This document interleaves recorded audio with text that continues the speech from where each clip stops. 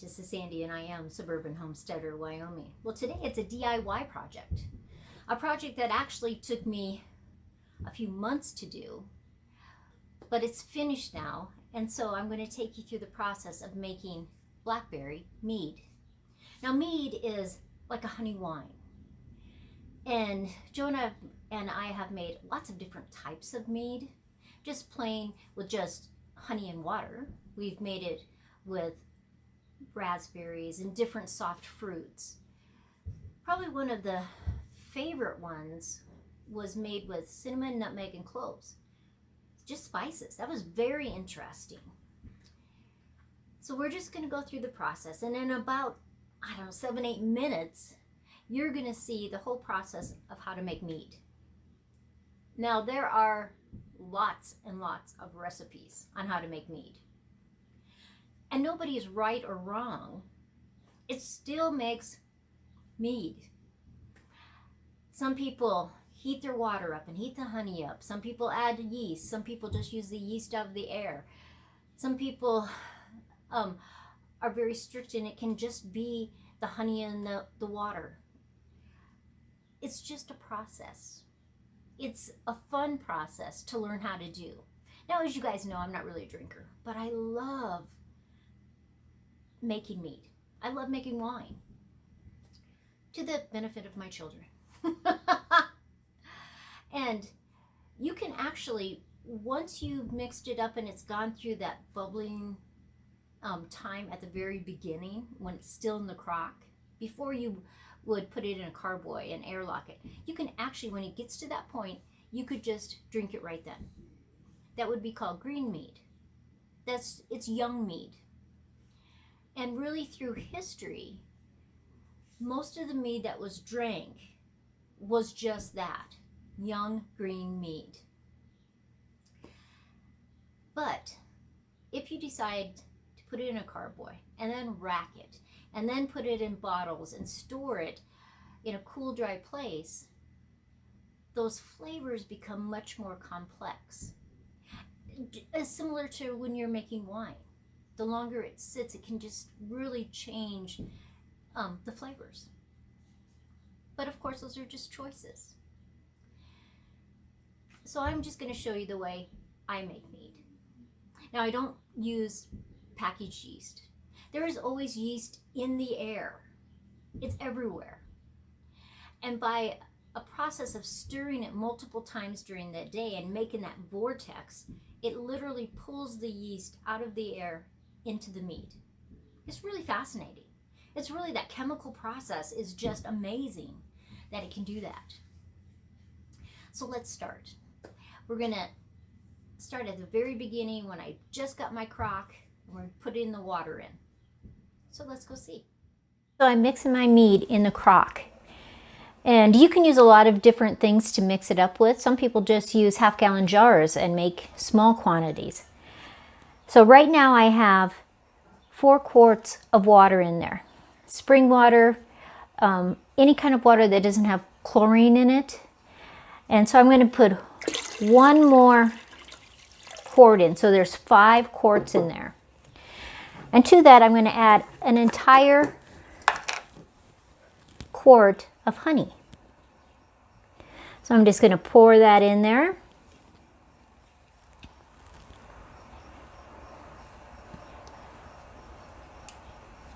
Now this is raw honey.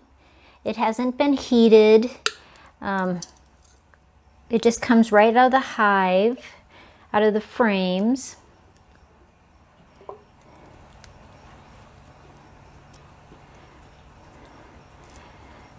So there we go. I'm going to put the lid back on that jar, and I'm going to leave it upside down so some more of it can drain, and I'll add that in there. And then it's a matter of blending that honey and dissolving it in the water. And the honey's thick, so it takes a little bit of time, but I'm actually going to add some blackberries to it. Now you could put, just drop the berries or the fruit or the herbs or the flowers right in there, or you could put it in like a cheesecloth or a jelly bag. But I am going to just continue to stir this. So I'm just stirring this. The honey is almost all the way dissolved. The blackberries will actually break apart, and so that's why a lot of people, when they're having soft fruits in there, they like to just put it in a jelly bag, but I don't mind straining it. And so I'm going to, over the next several days, about 4 or 5 times a day, I'm going to stir this. And what I like to do is I like to really get it going and then change directions. Now you can add yeast. There's nothing wrong with that. That's just processes, different recipes that people use. I happen to like to get the yeast out of the air. And so when you're stirring it and you're making that vortex, it really just pulls that air down into it and the wild yeasts that are in the air. The blackberries will start to fall apart eventually after a couple days, and I will just strain those when I get to the point where, and I'll show you that.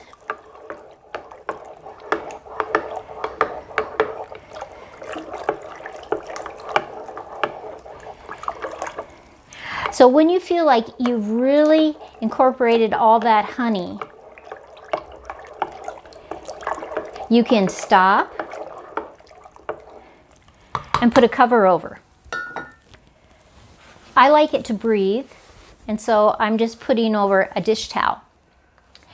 And I'm going to actually secure it down with a really large rubber band. And 4, 5, 6 times a day, for about a week to 10 days, I am going to stir it vigorously.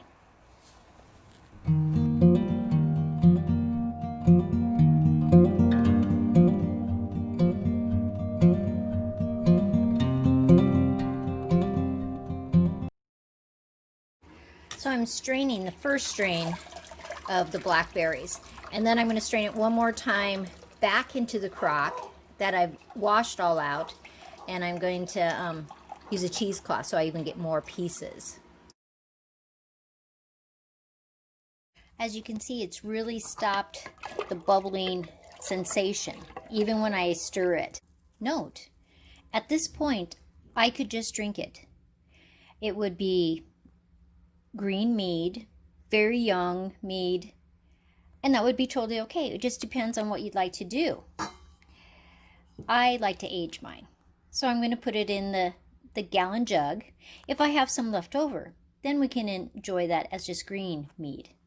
Water level up into the neck so there's not as much surface area.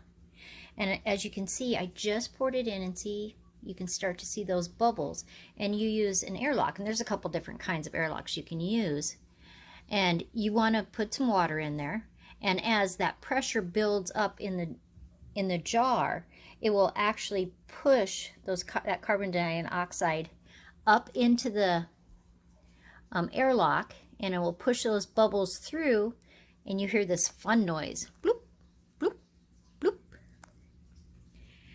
And now it's a matter of waiting. Now, if you didn't have enough mead to fill it up to this point, you can add honey water. If you want, after you've tasted your mead, if you'd like it to be a little sweeter, put a little more honey in that honey water. If you're fine with the sweetness of it, just leave it. But you want to make sure you're filling it up to this level so that there is hardly any surface area. And now it's a matter of, I'm going to just let this sit. And pretty soon it'll just be bubbling, and as the time and the days pass, that bubbling action up here will stop. And then I will do what it's called racking. And that just means that this stuff, all the mead in here will settle down. We'll have sediment down here on the bottom. This will become much more clear. And I will rack it, which means I'm going to siphon it and put it into my next gallon jug with an airlock again.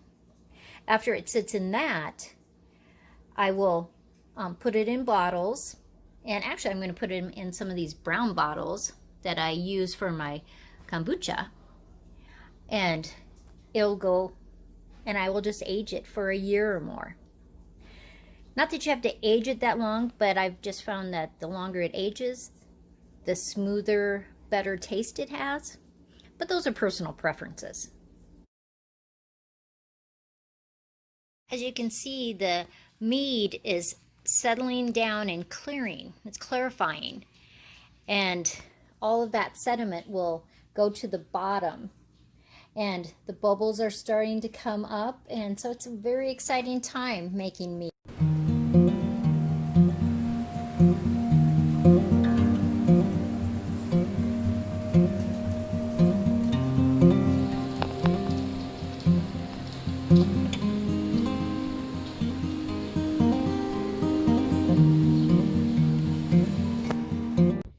So now there's just a little bit of mead in there plus the leaves that I'm actually going to put in my compost.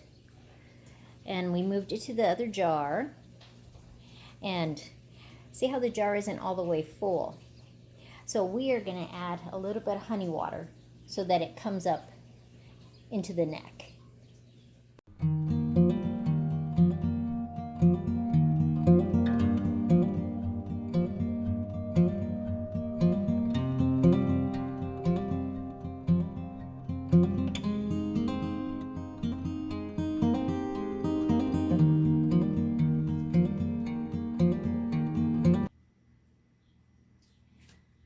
Well, I hope you found that interesting. I hope it stirs you to try to make it.